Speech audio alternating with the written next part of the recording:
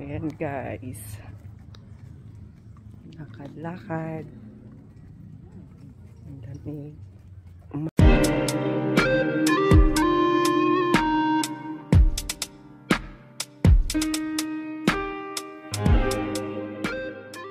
Good morning mga kasibling. So for today's video, we're going to Sagada Church.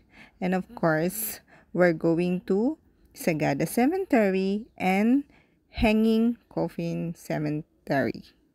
Yeah, correct. So ayan na nga guys, naglalakad na si Sarban at ang aking family. Medyo maambon kaya kung makikita nyo at mapapansin nyo sila ay may mga dalang umbrella. Pero sa awa ng Diyos, kahit papaano ay umayon naman ang panahon sa amin. Kasi kung hindi at uulan siya ng tuloy-tuloy, hindi namin ito mararating guys. Dahil medyo delikado ang mga dadaanan namin. Kaya naman sa bandang paglalakad namin, may time na hindi na makakasama yung mother ko at ang kanyang best friend. Dahil sa around 70 plus na nga sila, so hindi na nila kakayanin yung tarik ng lugar ng pupuntahan namin pagdating sa Hanging Coffin. So ayan guys, eto na yung cemetery dito sa Sagada.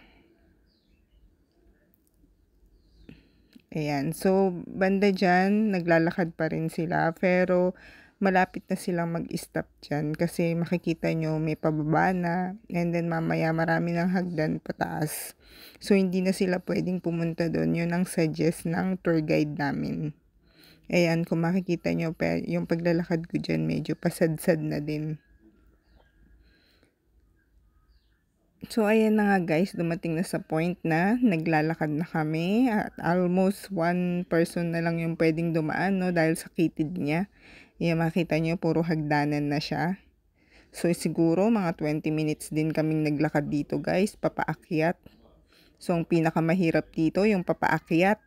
Dahil nga minsan medyo madulas siya, kaya buti na lang may hawakan at hindi masyadong mahirap dahil may hahawakan ka.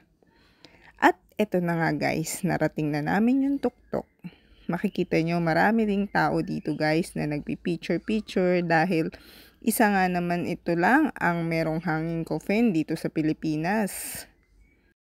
At tara na nga at unti-unti nating lapitan at para maipakita ko sa inyo ang itsura ng hanging coffin dito sa Sagada.